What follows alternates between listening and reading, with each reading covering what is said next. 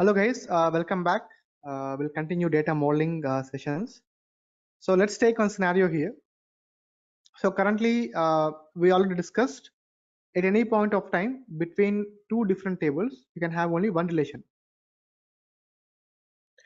Now sometimes we need to enable one more relation between the tables, which will be dotted line, which is inactive relationship. So this is because in some conditions, what will happen is, let's say for example, let's take one business use case. Okay, let's say I have orders table. I mean, a business have orders, and we want to see how many orders were. I mean, how many orders we got today, and how many orders we shipped today. Right? For example, um, like this. So what we do is we have a calendar table, which is a date dimension. So currently we are not into here, but date dimension will contain like date, month, year, quarter. That is called date dimension. Like how person details will be there. So in date dimension, we have date specific calendar table we call in other words. So date table, date column will be connected to order date table, order date field, which is the order. Based on the order date only, we can able to identify how many orders we got specific day or specific month or specific year. Everything we based on the relationship between date dimension table and this fact table with the help of order date and actual date column here, we do the relationship. So now I have a scenario. I want to see like how many orders we got this month, how many orders we shipped this month. So in this table, we have multiple dates. Let's say for example, order date. Let's understand what kind of dates we have. We have order date. It means when the person have ordered the product. I have ship date, when the product has shipped to the person. And we have due date also sometimes. For example, by this date, the product should be shipped. If not, it means delay. Sometimes also we get some messages from Amazon or Flipkart, like, I mean, I'm just giving a real example. Your order has been delayed, something like that. It means this is not mandatory, but again, I'm just telling we'll have a ship date or order date or due date as well. I mean, by this date, this should be shipped, in other words. So we have multiple dates, but at any point of time, I can have only one relation between the two different tables. But according to my business, I want to see, let's say I have a bar chart or something like this, and I want to see in this month, let's say we have Jan, Feb, March, or with the year again, March 20, Jan, Feb 20, like this. We have columns, let's say. I want to see in Jan 20, how many orders are, how many orders we got, and how many orders we shipped. So understand clearly, guys, in this scenario, with the help of one relation between the two tables, we cannot do, because from the date dimension, that will be filtering always order date. We cannot filter ship date. Again, for that, we have to create one more dimension that relate to ship date. No, that is not the actual thing we do. So what we do is we can have only one single dimension, which is order date. I mean, which is date dimension, which is connected to order date. But we also place one more relationship between date same field to order date, and this will be inactive at any point of time. But in the DAX level, we use a function called use relationship function. That is one of the DAX functions, especially for this kind of scenarios, to calculate calculations based on different date of same level. One more example of the same thing. Let's say we have employees in organization. We have employees. So I have employee table. So I want to see, let's say there are many employees in the organization, and I want to see how many employees are joining this month, how many employees are leaving this month. Same example.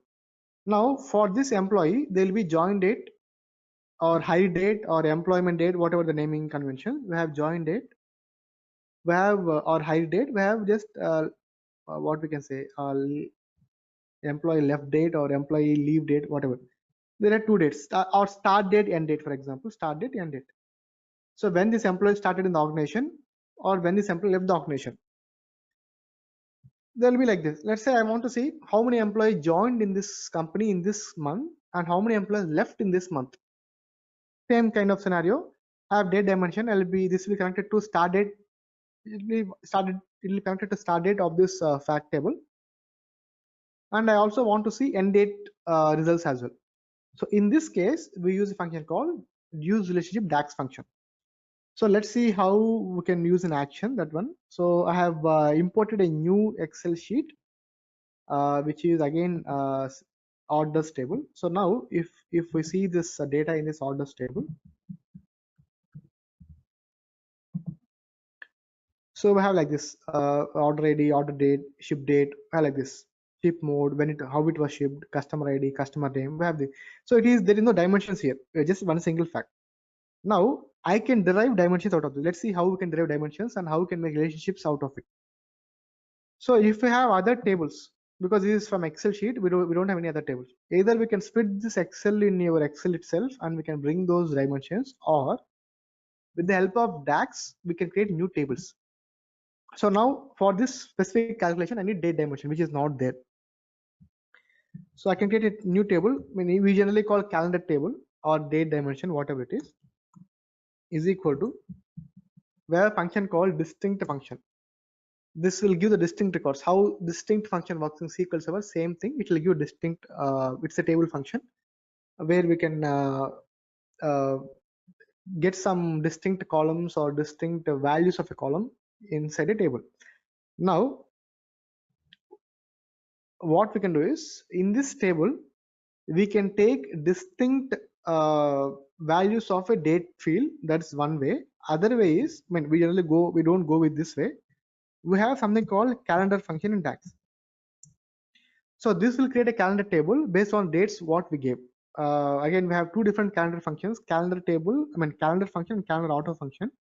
We will discuss this in detail in DAX session, but for now, just understand how to create calendar table in Power BI.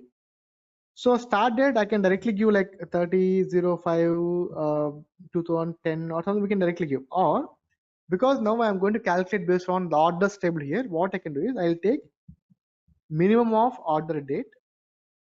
In orders table, I'll take min function, max function. These are all general functions we use in SQL Server or any Oracle, any databases. So minimum of order date. Is order date. Let's take date for example. So order date, okay, and max of maybe let's understand this. I got order today. It may ship next day as well. That's why the maximum date will be ship date. So just take max of ship date. Now what this will do is this will go to the orders table and pick the maximum date, so minimum date from order and maximum date from ship date. It will give the list of it. It will just pick the min and max. It will give the between dates, whatever it falls under between these two dates. It will give everything. Now if I just click on this tick mark or enter, both will give the same output. If you go to data tab, now you can have calendar table. So this will give the minimum order date from here till the maximum order date, everything we got here. Now the maximum is 31st of December 2019. I have like this. Now I want to see by year, by month also. So we have a DAX functions again. We can create month, year, month name. We have different functions.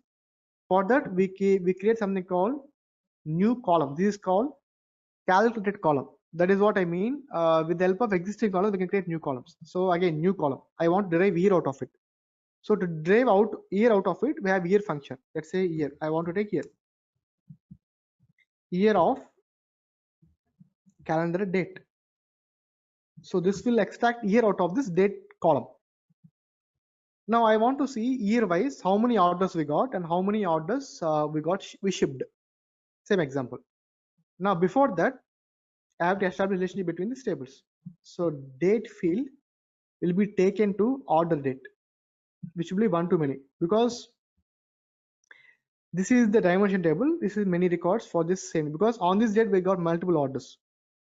Now at any point of time, the filter will pass between only these two dates.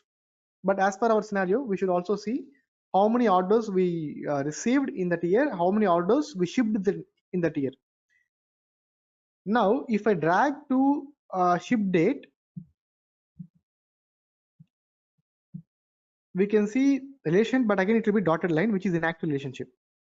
But even though if you try to active, it will not allow, because this should be inactive, this should be active. At any point of time, one should be active. Now I am going to create a measure where I am going to see the orders. Let's say this is orders table, right?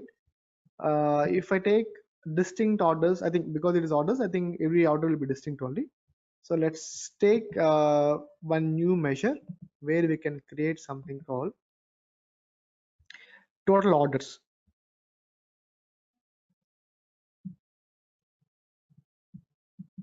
Total orders is equal to count of, we have count and count rows. Count will give the count of a column, like how we have count of star, that is count rows. Count of a column also we can write in SQL Server or any database. We have count of column name. So here we can write order ID. We have order ID column, we have just order ID. Now if we just click on this, we get the count. Let me take a new page here. So we have total of 9,993 orders. Okay, now these orders would have got in some years. Let's say if I drag here, I can see, okay, again it is by default it is summarized. So go here and don't summarize, it will give you the year wise. So out of this, if you just count these things, it will get the same 9,993. So out of these years I got these many things. Now I want to see how many orders we got and how many orders we shipped. So for that, what we can do is, because now the relationship is based on year, order date, it will also slice by order date, order date only. Now my requirement is, let's say if you click on this bar chart, now see I have 2016 these many orders. So let me enable, again we will discuss this in detail guys, just understand the concept. We have these orders, and let me enable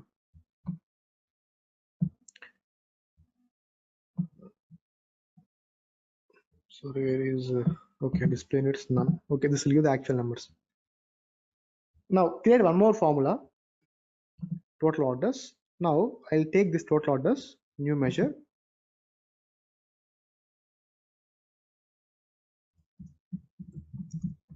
total orders, total shipped is equal to same, calculate of total orders. And these formulas will look resemble to Excel, but not exactly Excel, because if someone work in Excel formulas, they may feel some resemblance, but it's completely different. So total orders, but I want to pass relationship between ship date and date table, not order and date table. So for that we use something called use relationship function. So this will also create internal relationship, or internally we'll create relationship between these two fields, and we'll get the dates out of it. Now for example, if you write, again the first table, first column should be many set column, and second should be dimension column. So it will be ship date comma date field from calendar table. So now this will give some count, shipped count. Now let me show you differently how this shipped and orders got. Let's say for example, if we take a table, now this is year wise orders, we got these orders. Control C, Control V. Now here, instead of this total orders, I'll take total shipped. Now see here, total orders are same, but you see in 2016, we got 1993 orders, but we shipped 1940 only, because some would have maybe the year end they would have shipped in next year, something like that. Now we got year wise orders and year wise shipped. So this is because we have calculated internally using use relationship function to get these results. Now in the same bar chart, so if you drag total shipped here, now you can see this is my total orders, total shipped. So in this kind of scenarios, again same employee exit, employee entry, we can relate to multiple scenarios. We use something called use relationship function for our calculations. So yeah, this is how we do, but this should be, even though it is not active, but this line should be visible, then only it will pass relationship internally behind the scenes to get those numbers. So far we have seen, just a recap, how to create a relationship between the multiple tables inside the data modeling tab, and how to use, what is single direction, what is bidirectional, and what is one and what is star, which is many, because here it is all one to many we have seen. So we haven't seen one to one, many to many as well. We will see in next session how one to one looks and how many to many looks, and how that will impact. I mean, one to one is nothing but just one single dimension to other dimension. That is simple, because if you see, because it is star here, we have many records for this one single record. If you have same one, I mean, for this column we have same distinct records and same distinct records here, it will be one to one. It means one record there and one record also here. That is one to one. Many to many means it is multiple facts. Like in the table A also we have multiple records. Table B also we have multiple records. In that case, by default, Power BI does not support many to many relationship by default. So that's why we use something called role playing dimensions, or we also call bridge tables in between them to make that work properly. So that's all I have. We'll continue next session in data modeling. We'll see what many to many and how one to one looks. And also we have something called bridge tables, and we also have something called snowflake dimension. That is one more concept. We generally see this in Power BI. So let's continue next session, guys. Thank you so much. Keep practicing, and please share and subscribe as well. Thanks everyone.